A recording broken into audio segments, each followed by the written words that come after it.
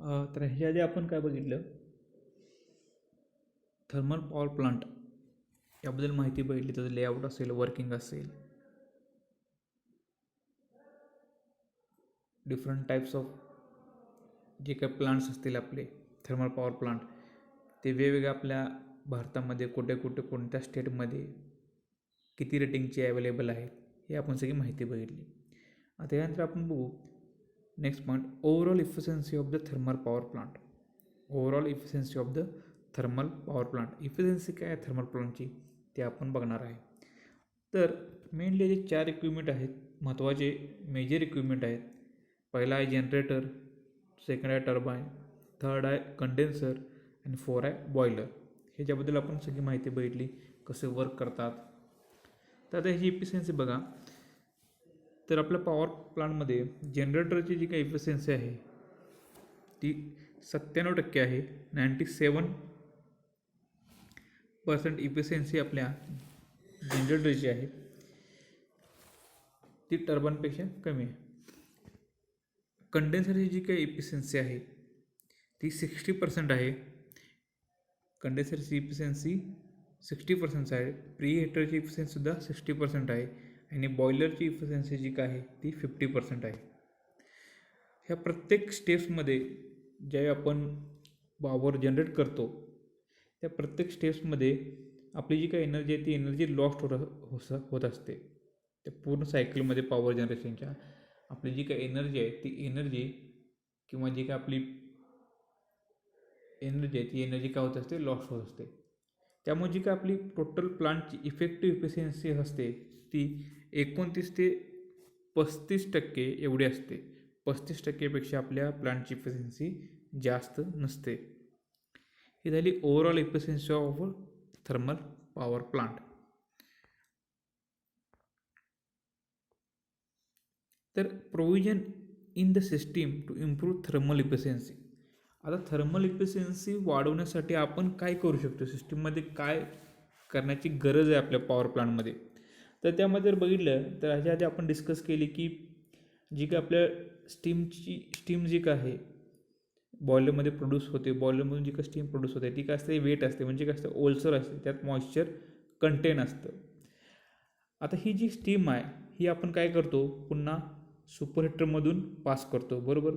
Super हिटरमधून pass केल्यानंतर दुसरीकडून आपल्याला काय मिळते, तर जे काही हॉट गॅसेस असतात म्हणजे फ्लू गॅसेस आपण त्याला म्हणतो, जे हिटेड असतात ते सुद्धा आपण काय करतो, सुपर हिटरमधून पास करतो.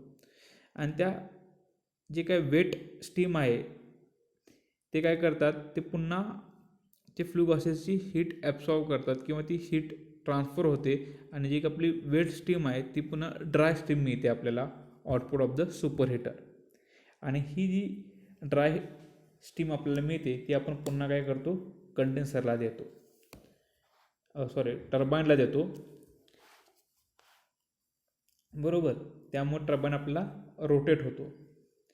आता नेक्स्ट एक ब्लॉक आहे की कंडेन्सर, की आपण बघितला. कंडेन्सरमध्ये काय करतो, ते टर्बाईन वगैरे रोटेट झाल्यानंतर जी काय आपल्याला स्टीम परत मिळते ती आपण काय करतो, टर्बाईनकडून घेतो आणि ती कंडेन्सरमध्ये फीड करतो. कंडेन्सरमध्ये काय केलं जातं, तर कंडेन्स केली जाते ती स्टीम, थंड केली जाते आणि ती वॉटर आपल्याला मिळते आणि ही पुन्हा वॉटर काय करतो आपण, तर बॉयलरला पुन्हा यूज करतो. आता ही ज्यावेळी आपण वॉटर थंड करून बॉयलरला यूज करतो त्यावेळी आपण काय करतो, तर इथं ही वॉटर यूज करायआधी आपण ते इकोनायझरमध्ये देतो. आता इकोनायझर म्हणजे काय, तर आपण त्याचं वर्किंग वगैरे बघितले. त्यात काय करतो, तर आपण वॉटर जी आहे कंडेन्स केलेली ती वॉटर आपण त्या इकोनायझरमध्ये फ्लो करतो आणि त्यानंतर ते बॉयलरला इंजेक्ट करतो. पण सुपर हिटरमधून जे काही फ्लो गॅसेस होत असतात, जे काही हॉट गॅसेस जात असतात, ते नंतर आपण काय करतो, तर इकोनायझरमधून पास करतो. जी कंडेन्स केलेली वॉटर आहे ती पुन्हा इकोनायझरमध्ये येते. इकोनायझरमध्ये जे काय हॉट गॅसेस आलेले असतात ते पुन्हा काय करते, कंडेन्स झालेले म्हणजे कूल झालेले वॉटर पुन्हा थोडेफार हीट त्यात एक्सचेंज होते, म्हणजे ते थोडेफार हॉट होतात, हीट मिळायला मिळते आणि ते नंतर आपण काय करतो, बॉयलरमध्ये फीड करतो. म्हणजे काय, तर जे काय वेस्ट फ्लू गॅसेस आहेत त्यांची जी काय हीट आहे ती आपण काय करतो, वेस्ट होणारी हीट आपण युटिलाइज करतो आणि त्यामुळं आपण काय करतो तर ड्राय आपल्याला स्टीमसुद्धा मिळते आणि प्लस आपण जी काय वॉटर आहे ती वॉटरसुद्धा हॉट किंवा त्याला आपण हीट ट्रान्सफर करतो. म्हणजे आपण इथे काय करतो ह्या प्रोसेसमध्ये तर utilise of the waste heat of the flue gases जी काय वेस्ट हीट आहे ते आपण उपयोगाला आणतो. आणि त्यानंतर नेक्स्ट आहे की एअर प्रीहीटर एक आपण ते यूज केलं. एअर प्रीहीटर काय करतात ते ॲटमॉस्फिअरमधला जो काय एअर आहे तो फीड करण्याचं काम करतो बॉयलरमध्ये. आता तो बॉयलरमध्ये फीड केल्यामुळं जो काही कोल आहे तो काय होतो कंबक्शन होतो. या कारणासाठी आपण काय करतो तो ॲटमॉस्फिअरमधील जो काही एअर आहे तो बॉयलरमध्ये फीड करतो. आता हा जो ॲटमॉस्फिअरमधला एअर आहे तो आपण एअर प्रीहीटरमधून त्या बॉयलरमध्ये फीड करण्याचं काम केलं जातं. आता एअर प्रीहीटरमध्ये काय केलं जातं नंतर आपण एक ब्लॉक बघितला एअर प्रीहीटरचा. ते जे फ्लू गॅसेस आहेत ते नंतर काय करतात तर एअर प्रीहीटरमधून जातात. एअर प्रीहीटरमधून जाताना जे काही ॲटमॉस्फिअरमधले गॅसेस आलेले आहेत जे आपण फीड करणार आहे बॉयलरमध्ये ते सुद्धा एअर प्रीहीटरमधून येतात. मग त्या फ्लू गॅसमध्ये जी काय आणखीन जी काय हीट असेल ती हीट काय करतात ते तर ॲटमॉस्फिअरमधील एअरमध्ये ट्रान्सफर करतात. त्यामुळं आपण जी काय कोल कंबक्शनसाठी एअर सप्लाय करणार आहे त्याचं टेम्परेचर इन्क्रीज होणार आहे आणि त्यामुळे जी काय स्टीम पर स्क्वेअर मीटरमध्ये आपल्या बॉयलरमध्ये जनरेट होणार आहे त्याची कॅपॅसिटीसुद्धा वाढते. आणि अशा प्रकारे जी काही थर्मल इफिशियन्सी आहे ती थर्मल इफिशियन्सी आपल्या प्लांटची वाढते. प्रीहीटर आणि सांगतो प्रीहीटरमध्ये काय केलं जातं तर सपोज इथं एअर प्रीहीटर आहे आणि इथं आपला बॉयलर आहे. तर एअर प्रीहीटरकडून ॲटमॉस्फेरिक गॅसेस और ॲटमॉस्फिअरमधलं जे काय एअर आहे ते आपण इथून फीड करतो एअर प्रीहीटरमध्ये. आणि जे काही फ्लू गॅसेस आहेत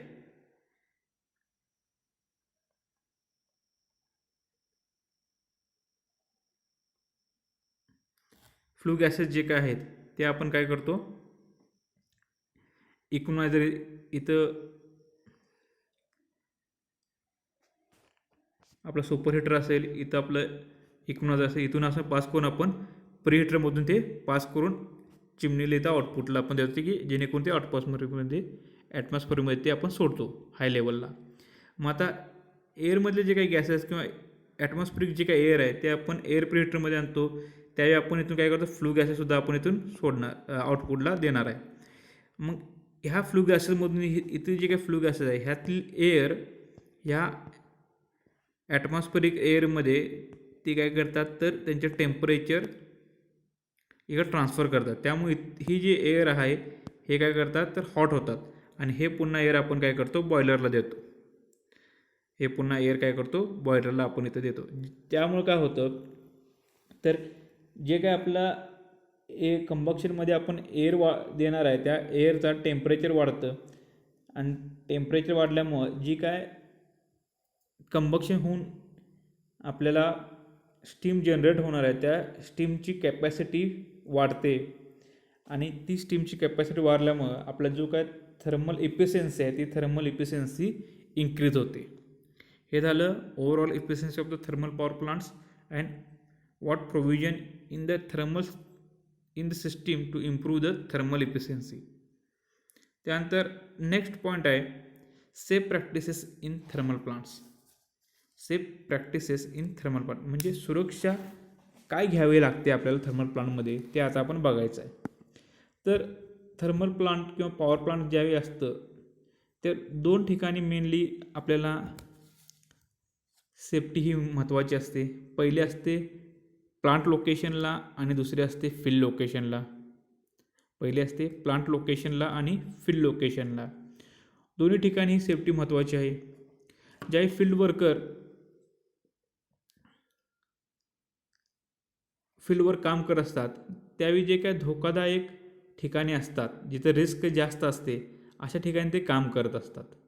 सपोज तिथं जर ॲक्सिडेंट झाला तर कशा प्रकारे होऊ शकतो, तर त्यांचा जर डायरेक्ट कॉन्टॅक्ट आला इलेक्ट्रिसिटी फायर्समध्ये किंवा बॉयलरमध्ये जे काही इक्विपमेंट आहे तिथे एक्सप्लोजन झालं तर त्यांचा डायरेक्ट तिथं कॉन्टॅक्ट येऊ शकतो, किंवा हजार्ड जे काही धोकादायक केमिकल्स आहेत त्यांच्यावर जर त्यांचा कॉन्टॅक्ट आला, अशा प्रकारे जे काही फील्ड वर्कर आहेत त्यांना ते धोकादायक होऊ शकतं. मग त्यासाठी त्यांना सेफ्टी गरजेची आहे, बरोबर. मग त्यासाठी नॅशनल थर्मल कॉर्पोरेशन लिमिटेड म्हणजे NTPC यांनी काय केलं तर वेगवेगळे क्लॉजेस दिले, वेगवेगळे नियम दिलेले आहेत, वेगवेगळे रूल दिले आहेत, ॲक्ट्स आहेत.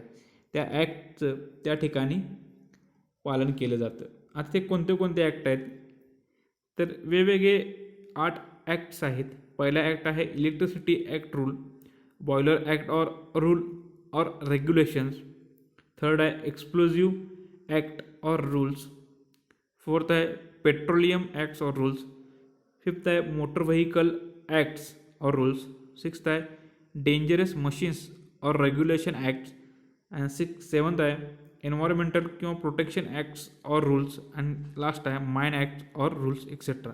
आता हे काय आपण डिटेल इथं बघणार नाही, फक्त हे ॲक्ट्स कोणते कोणते असतात थर्मल पॉवर प्लांट असेल किंवा पॉवर प्लांटमध्ये कोणते कोणते ॲक्ट्स असतात हे आपल्याला माहिती असावं, यासाठी हे सगळे ॲक्ट्स इथे सांगितलेलं आहे. आणि हे ॲक्ट कोण आपल्याला देतं तर national thermal corporation limited NTPC हे आपल्याला ॲक्ट किंवा हे जे काही ॲक्ट्स आहेत किंवा रूल्स आहेत हे आपल्याला देतं. आता असे जे काय थर्मल प्लांट्स असतात त्या प्रत्येक प्लांट्सला एक सेफ्टी ऑफिसर असतो. काय असतो तर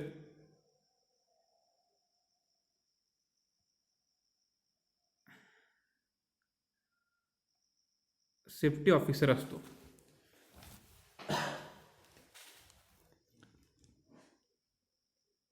हा काय असतो तर हा सेफ्टी ऑफिसर ह्या प्लांटमध्ये अपॉइंट केला जातो की जो जे काय सुरक्षाविषयी जे काही इश्यू असतील त्या इश्यू हाताळण्याचं काम ह्या सेफ्टी ऑफिसरचं असतं. आता ह्याचं काम काय असतं तर ओव्हरऑल जे काही प्लांट असते त्या प्लांटचे असेल किंवा जे काही आपले वर्कर्स आहेत त्या वर्करचं जी काही सेफ्टी आहे प्लांटची वर्करची ते बघण्याचं काम किंवा ते मॉनिटर करण्याचं काम ह्या सेफ्टी ऑफिसरचं असतं. आणि ऑल्सो हा काय करतो तर वेगवेगळे अवेअरनेस प्रोग्राम घेतो, वेगवेगळ्या सेफ्टी अवेअरनेस प्रोग्राम घेऊन परत सेफ्टीचे जे काही ट्रेनिंग्स असतात ते ट्रेनिंग्स कंडक्ट करण्याचं कामसुद्धा ह्याचं असतं, की जेणेकरून तेथील जे काही वर्कर्स असतील त्या वर्कर्सना सेफ्टीच्याबद्दल अवेअरनेस निर्माण होईल आणि ते सुरक्षा व्यवस्थित घेतील. त्यानंतर हे ह्याचं काम झालं सेफ्टी ऑफिसरचं. आता सेफ्टी ऑफिसरचं हे काम झाल्यानंतर सेफ्टी मॅनेजमेंट ऑडिट असतं ह्यांचं. आता हे काय करतं सेफ्टी मॅनेजमेंट ऑडिट्स म्हणजे काय करतात तर ओव्हरऑल जे काय सेफ्टी ॲक्टिव्हिटीज असतात त्या किती इफेक्टिव्ह आहेत, त्यांच्या क्वालिटी कशा आहेत, त्या सगळं इथं असेसमेंट केलं जातं सेफ्टी मॅनेजमेंट ऑडिटमध्ये. आता ह्यात कसं केलं जातं सेफ्टी मॅनेजमेंट ऑडिट्स काय काय इन्क्लूड असतं त्यात, तर जे काय पॉलिसीज किंवा प्रोग्राम्स असतात सेफ्टी डॉक्युमेंट सेफ्टीसाठीच्या त्या सगळ्याचे एक डॉक्युमेंट केलं असतं त्याचं रिव्ह्यू घेण्याचं काम या ऑडिटमध्ये केलं जातं. यामध्ये जे काही तिथले प्लांटमध्ये मॅनेजर असतील, सेफ्टी स्पेशलिस्ट असतील किंवा सुपरवायझर असतील त्या प्रत्येकाचा ह्या सेफ्टीविषयी सुरक्षेविषयी इंटरव्ह्यू घेतला जातो. प्लांटमध्ये कसं काय काम केलं जातं, सेफ्टीविषयी काय प्रिकॉशन घेतले जाते हे सगळं त्या संदर्भात त्यांचे इंटरव्ह्यूज घेतले जातात सेफ्टी मॅनेजमेंट ऑडिटमध्ये. आणि वर्क इन्स्पेक्शन केलं जातं. वर्क प्लेस जे काय आहे आपलं जिथं आपण काम करणार आहे, बॉयलर ठिकाणी असून देईल, प्लांटचे वेगवेगळे ठिकाणे जे काय आहेत जनरेटर असतील त्या प्रत्येक ठिकाणचं इन्स्पेक्शन केलं जातं आणि त्याबद्दल एक डिटेल सेफ्टी ऑडिट रिपोर्ट तयार केला जातो. आणि तो जी काय अथॉरिटी आहे अथॉराइज पर्सन असतात तर ते सबमिट केला जातो ज्यावेळी तो सगळा सेफ्टी ऑडिट सर्वे कंप्लीट होतात त्यावेळी. हे झालं सेफ्टी मॅनेजमेंट ऑडिट्स, हे प्रत्येक प्लांटमध्ये होत असतं. आता समजा एखाद्या ठिकाणी ॲक्सिडेंट झाला, आपला ॲक्सिडेंट झाल्यावर काय केलं जातं, काय प्रोसेस असते, तर ज्यावेळी प्लांटमध्ये ॲक्सिडेंट होतो त्यावेळी काय करतात तर सपोज जर प्राणघातक जर ॲक्सिडेंट असेल, प्राणघातक जर अपघात असेल तर आपल्याला एक रिटर्नमध्ये रिपोर्ट रिटर्नमध्ये एक रिपोर्ट तयार करावे लागते आणि ते नंतर जे ते कन्सर्न अथॉरिटी असेल त्या अथॉरिटीला किंवा इंजिनियर जे असतील इन्चार्ज त्यांना आपल्याला तो जे काही ॲक्नॉलेजमेंट असेल किंवा तो रिपोर्ट तो सबमिट करावा लागतो. आता हा जो रिपोर्ट सबमिट केल्यानंतर जो ॲक्सिडेंट झालेला आहे, जो अपघात झालेला आहे, त्याची कारणं काय त्याबद्दल इन्व्हेस्टिगेशन केली जाते आणि नंतर जो काय सुरक्षेमध्ये दोष निर्माण झालेला आहे तो फाउंड करून त्यानंतर प्रत्येक डिपार्टमेंटला त्याला उत्तर हे द्यावं लागतं. हे झालं safe practices in thermal plants किंवा काय ॲक्शन घेतली जाते, action plan in case of accidents, हे आता आपण बघितला पॉईंट. हे झालं थर्मल पॉवर प्लांटविषयी आपण जी काय माहिती बघितली ती इथं पण बघितली. काय असतं थर्मल प्लांट, मग सिलेक्शन कसं करतात साईडचे, फ्यूल कुठलं यूज केलं जातं, त्याचं लेआउट काय, वर्किंग कसं होतं, प्रत्येक ब्लॉक कसा वर्क होतो, इंडियामध्ये कुठे कुठे थर्मल पॉवर प्लांट आहेत, त्यानंतर प्रिकॉशन काय घेतली जाते, इफिशियन्सी काय, हे सगळं आपण बघितलं. सेफ्टी प्रिकॉशन्स काय असतात ते आता आपण थर्मल पॉवर प्लांटचं बघितलं. आता नेक्स्ट बघायचं आपल्याला गॅस टर्बाईन पॉवर प्लांट.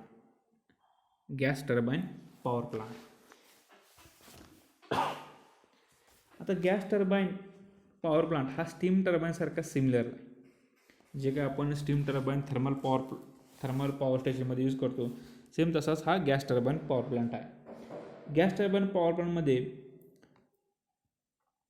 जे काय हॉट गॅसेस तयार होतात त्यासाठी आपण काय करतो, स्टीम वापरतो, बरोबर. सिमिलरली आता जे काय स्टीम तयार होते ती स्टीम जी काय तयार होणार असते ते काय करतात तर बॉयलरमध्ये म्हणजे कोळसा जो काय आपण बर्न करतो त्या बर्न करतो आणि त्यामुळे हीट निर्माण होऊन वॉटरचं स्टीममध्ये रूपांतर आणि ती स्टीम आपण पुन्हा टर्बाईनला फीड करतो जेणेकरून ते टर्बाईन रोटेट होतात. सिमिलरली गॅस टर्बाईनमध्ये काय केलं जातं तर एक mixture of combustion product and air किंवा हिटेड एअर एका सर्टन प्रेशरला किंवा हायर इनिशियल टेम्परेचरला आपण ती यूज करतो.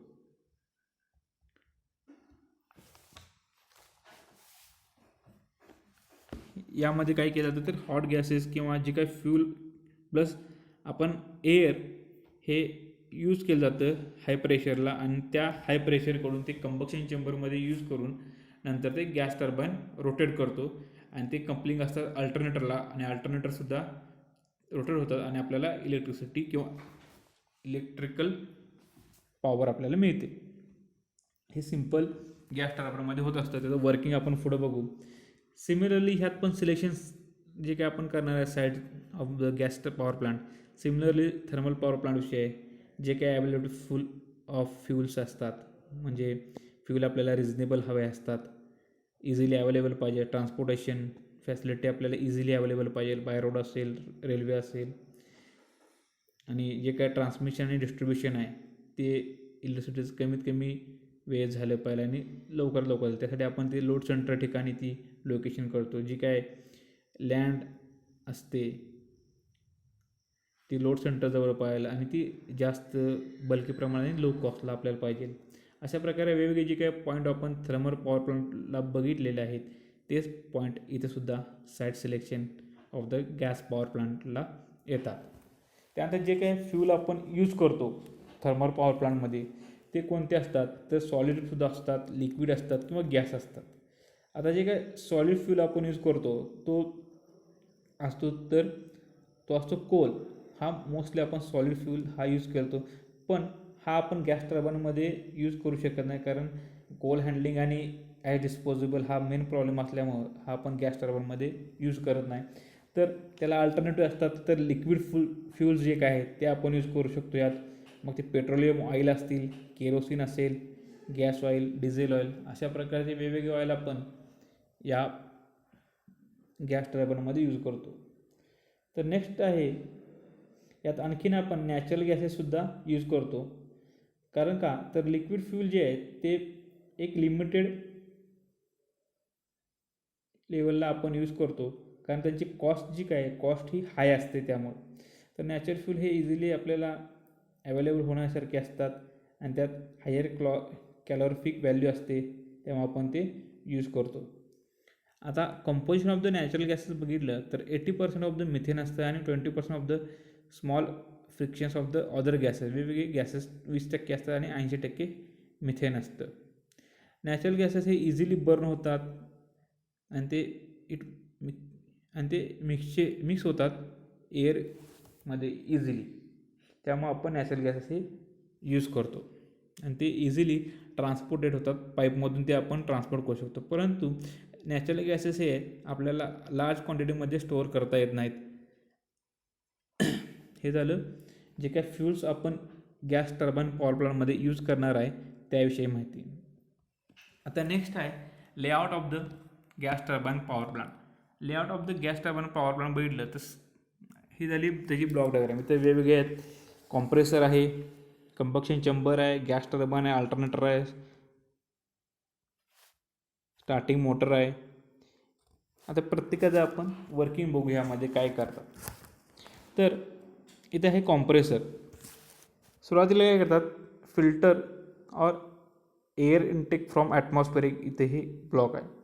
इथून काय केलं जातं, जी काय ॲटमॉस्फिअरला एअर आहे ते ह्या फिल्टर थ्रू कॉम्प्रेसरमध्ये फीड केलं जाते.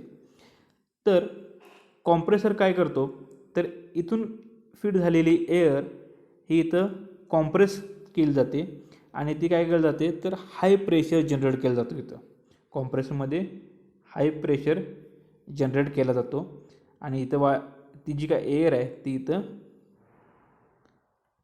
फिल्टर थ्रू एअर घेतलं जाते आणि ती हाय प्रेशरमध्ये जनरेट करतात. त्यानंतर जे काय फ्यूल आहे ते फ्यूल प्लस जे काय आपला एअर आहे ते आपण काय करतो, कंबक्शन चेंबरमध्ये इथं येतात. कंबक्शन चेंबरमध्ये जो का आपला फ्यूल आहे किंवा एअर आहे ते कंबक्शन होतात आणि आपल्याला जी काय एअर आहे ती हॉट एअर आपल्याला गॅस टर्बाईनला येते. स्टार्टिंगला कॉम्प्रेसर आपल्याला हा जो शाफ्ट आहे हा आपल्याला वर्किंग करायला लागतो. कॉम्प्रेसर वर्क करण्यासाठी आपल्याला इथे एक स्टार्टिंग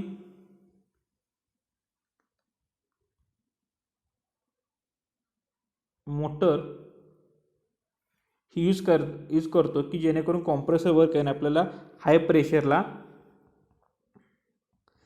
जी काय एअर आहे ती आपण इथं स्टोअर केला. नंतर ती कंबक्शन चेंबरमध्ये देऊन त्यानंतर ती बर्न करतात आणि जे काय हॉट गॅसेस असतात ते हॉट गॅसेस टर्बाईनवर आपण फ्लो करतो, टर्बाईनवर फीड करतो आणि ते जे काय इथलं कपलिंग आहे ते काय करतात, जे काय फीड केल्यानंतर हे टर्बाईनवर जे काय शाफ्ट असतं ते शाफ्टवर वेगवेगळे ब्लेड्स असतात स्टेशनरी रोटरी, ते रोटेट होतात आणि त्यानंतर काय होतात तर टर्बाईनचा हा जो शाफ्ट आहे हा रोटेट होतो. हा शाफ्ट ज्यावेळी रोटेट होतो तो इथेही कपलिंग केलेला आहे आणि इथे कपलिंग केलेला आहे. त्यामुळं हा शाफ्ट रोटेट झाल्यानंतर टर्बाईन रोटेट झाल्यानंतर अल्टरनेटर्स म्हणजे जनरेटरसुद्धा वर्क्स होतात आणि सिमिलरली कॉम्प्रेसरमध्ये जो का शाफ्ट आहे तो सुद्धा वर्क होतो आणि त्यावेळी इथली जी स्टार्टिंग मोटर आहे ती ऑफ होते आणि ह्या शाफ्टच्या जोरावर शाफ्ट वर्क झाल्यावर नंतर जे काही ते एअर असतात ते हाय प्रेशर जनरेट करतात आणि इथून जे काय कपलिंग गेल्यानंतर इथला जो काही अल्टरनेटर असतात किंवा जनरेटर असतात ते काय करतात तर इलेक्ट्रिसिटी निर्माण करतात आणि जे काही मोटर्स वगैरे असतील आउटपुटला ती रोटेट करतात. आता हे जे काही गॅस असतात इथे जे काय गॅस टर्बाईन रोटेट होतात त्या जे काय स्टेशनरी ब्लेड्स असतात ते काय करतात तर एअरला गाईड करण्याचं काम करतात आणि जे काय रोटरी ब्लेड्स असतात ते काय करतात तर व्हेलॉसिटी ऑफ द गॅस ते इन्क्रीज करतात. आणि जे काय राहिलेली एअर्स आहे एक्झॉस्टेड म्हणजे हॉट गॅस जे काय आहेत ते आपण पुन्हा ॲटमॉस्फिअरला इथे आउटपुटला देतो. हे झालं गॅस टर्बाईनचं वर्किंग आणि वेगवेगळे ब्लॉक जे काय असतात ते आपण इथे आता बघितले. त्यानंतर नेक्स्ट पॉईंट आहे open cycle power plant with regenerative intercooler and reheater. यामध्ये काय केलं जातं, क्वेश्चन असा सुद्धा विचारला जातो की draw a neat label schematic layout of gas turbine power plant. इथं वेगवेगळे 3 कंपाऊंड आपण बघणार आहे. पहिला आहे रिजनरेटिव्ह, दुसरा आहे इंटरकूलर आणि तिसरा आहे रिहीटर. आता हे तिन्ही जे काय आपण इथे यूज केलेले आहेत ब्लॉक, हे जे आधीच्या ब्लॉकमध्ये आणि हा ब्लॉक, हे जे काय डायग्राम सेम आहे, फक्त इथे हे तीन आपण इन्क्रीज केलेले आहेत या ब्लॉकमध्ये. तर हे काय करतात, तर जी काही इफिशियन्सी आहे आपल्या प्लांटची ती इन्क्रीज करण्याचं काम इंटरकूलर, रिजनरेटर आणि रिहीटर हे करतात. आता असा सुद्धा क्वेश्चन ह्यात विचारला जाऊ शकतो की list the components used in open cycle gas turbine power plant, explain the functions of any two in details. तर लिस्ट बघा, LP कॉम्प्रेसर हा जो आहे तो LP कॉम्प्रेसर पहिला आहे, म्हणजे लो प्रेशर कॉम्प्रेसर. सेकंड आहे high pressure compressor, high pressure turbine, low pressure turbine. Alternator आहे, मोटर आहे, अल्टरनेटर मोटर आहे, रिहीटर आहे, रिजनरेटर यूज केले, इंटरकूलर यूज केलेलं आहे आपण, फिल्टर इथे यूज केलेला आहे आणि एकमेकाला कपलिंग केलेलं आहे. त्यानंतर मोटर यूज केलेली आहे, बस बार आहेत, कपलिंग्स आहेत, सर्किट ब्रेकर इथे यूज केलेला आहे, बस बार आहे, सर्किट ब्रेकर यूज केलेला, ट्रान्सफॉर्मर आहे, कंबक्शन चेंबर आहे, इथं कंबक्शन चेंबर आहे. असे वेगवेगळे आपण इथं कंपोनंट यूज केलेले आहेत.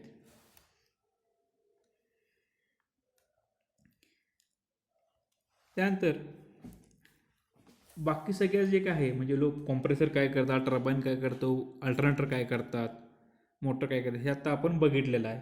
आता फिल्टर काय करतं हे सुद्धा बघितलेलं आहे. आता ह्यानंतर जे ते एक्स्ट्रा कंपोनंट किंवा एक्स्ट्रा जे काय ॲड झालेले ब्लॉक, म्हणजे रिजनरेटर असतील, इंटरकूलर असतील किंवा रिहीटर असतील, याविषयी आता आपण माहिती घेऊ.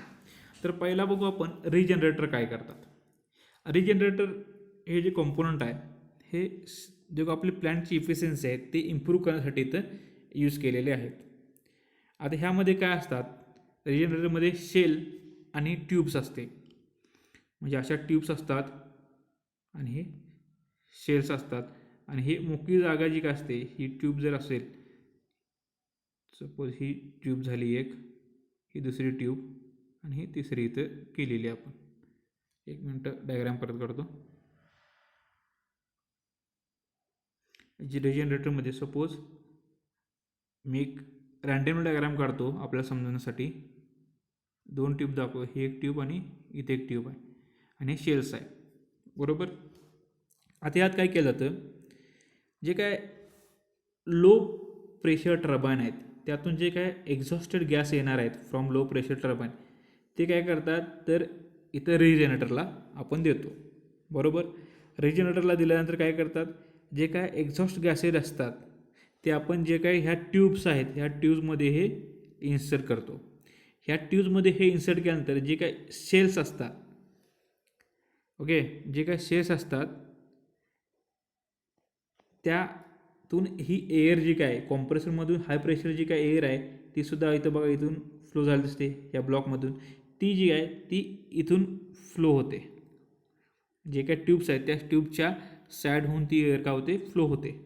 आणि ती नंतर आपण काय करतो, इथं हा कंबक्शन जो का ब्लॉक आहे त्या कंबक्शन ब्लॉकमध्ये किंवा कंबक्शन चेंबरमध्ये आपण ही एअर इन्सर्ट करतो. आता ह्यामध्ये काय होतं, जी काय हाय प्रेशरकडून एअर इथून आपण फ्लो होतो असं दाखवलेलं आहे ती, आणि ह्या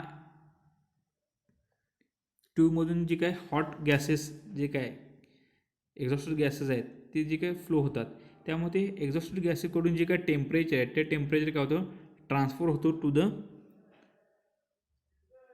हाय प्रेशर कॉम्प्रेसरकडून आलेल्या एअरला, आणि ते पुन्हा आपण कंबक्शन देतो की जेणेकरून हॉट गॅसेस लवकर कंबक्ट होतात आणि नंतर ते आपण हाय प्रेशर टर्बाईनला देतो आणि ते नंतर टर्बाईन काय होतात तर रोटेट होतात. हे झालं तर रिजनरेटरचं वर्किंग. आता इथं रिजनरेटर यूज केल्यामुळं जी काय हीट आहे एक्झॉस्टेड गॅसेसची, ती हीटचं काय होतं तर फ्यूलचं जे काही कंबक्शन आहे ते कमी करतं, फ्यूलचं जे काही कन्झम्पशन आहे ते कन्झम्पशन रिड्यूस करतं आणि जी काय थर्मल इफिशियन्सी सायकल आहे ती इन्क्रीज करण्याचं काम हे रिजनरेटर करतात. आता ह्यामध्ये काय केलं जातं तर हीट ट्रान्सफर केली जाते, बरोबर. ह्यामध्ये काय केलं तर हीट ट्रान्सफर केली जाते. हे झालं रिजनरेटर. त्यानंतर नेक्स्ट बघू आपण. आधी हे रिमूव्ह करतो.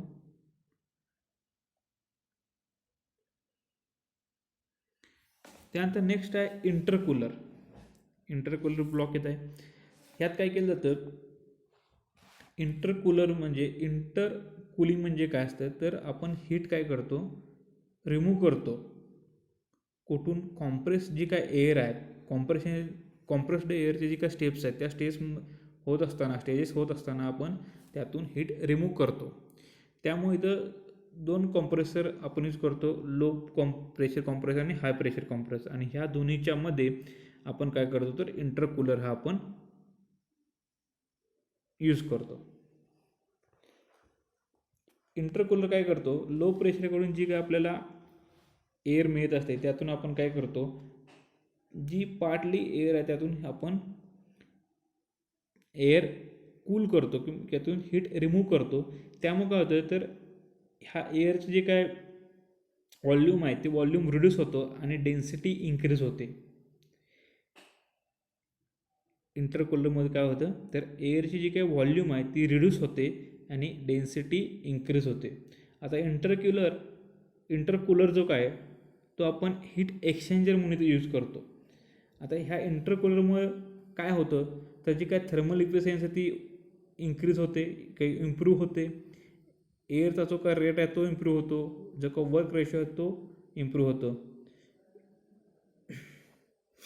हे झालं इंटरकूलर. नेक्स्ट आहे रिहीटर. रिहीटर आता जो काय आहे तो आपण इथे यूज केलेला आहे. रिहीटर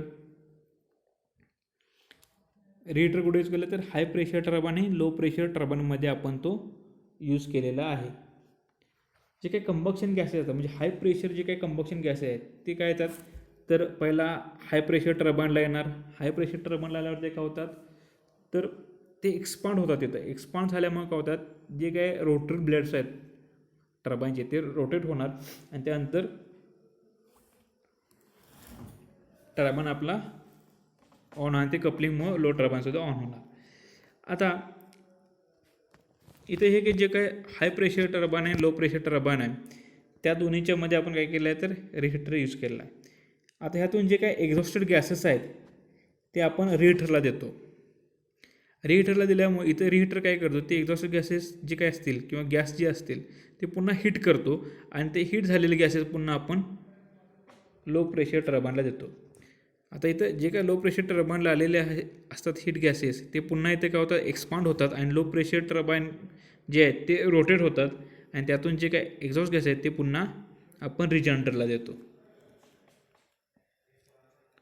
आणि लो प्रेशर जनरेटरला किंवा लो प्रेशर टर्बाइनला जे रिहीटरकडून गॅसेस असतात त्यामुळे पुन्हा काय होतो तो टर्बाइन शाफ्ट रोटेट करतो आणि आपल्याला तो ऑन होतो, वर्किंगमध्ये येतो. त्यामुळे काय होतं रिहीटिंग काय करतं तर जे का टर्बाइनचं आउटपुटकडून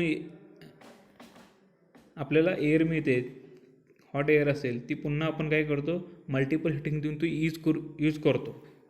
त्यामुळे जी काही कॉस्ट असते ॲडिशनल फ्यूल यूज करण्याची ती आपली कमी होते. कारण का तर आपण तीच जे काही गॅस आहे तो गॅस किंवा एअर असेल ते पुन्हा आपण हीट करून यूज करतो. आता हे काय जे काय 3 आपण कॉम्पोनंट यूज केलेले आहेत, रिजनरेटर असतील, इंटरकूलर असेल किंवा रिहीटर असेल, त्यामुळे जी काही आपली प्लॅनची इफिशियन्सी आहे ती 30% वाढते. 30% आपली काय होते प्लॅनची इफिशियन्सी वाढते. हे झालं open cycle power plant with regenerator, intercooler किंवा रिहीटर यूज करून कसं वर्क होतं. आता ह्यामध्ये याचं आता ॲप्लिकेशन काय तर पीक लोड जे काय असतात स्टीमचे किंवा हायड्रो पॉवर प्लांटमध्ये तिथं हे आपण गॅस टर्बाइन यूज करू शकतो. Starting plant for driving auxiliary in the plants, stand by power प्लांटमध्ये स्टेशनरी म्हणून यूज करू शकतो. असे वेगवेगळे जे ॲप्लिकेशन्स आहेत. त्यानंतर नेक्स्ट पॉईंट बघायचं आपल्याला, जे काय गॅस टर्बाईनचे अवेलेबल आहेत, गॅस टर्बाईन पॉवर प्लांट जे काय आहेत आपल्या भारतात, त्याचे जे आपण इथं एक विभव कुठं कुठे अवेलेबल आहेत, त्याची कॅपॅसिटी काय. जर बघितलं दिल्ली जर पहिला बघितला तर 19-30 एवढी जी कॅपॅसिटी आहे, म्हणजे इन्स्टॉल्ड कॅपॅसिटी युनिट 9 आहेत आणि युनिटची कॅपॅसिटी 30 आहे. असे टोटल ह्याची जर दिल्लीमध्ये जो प्लांट आहे त्याची कॅपॅसिटी आहे 600.40 मेगावॅट एवढी.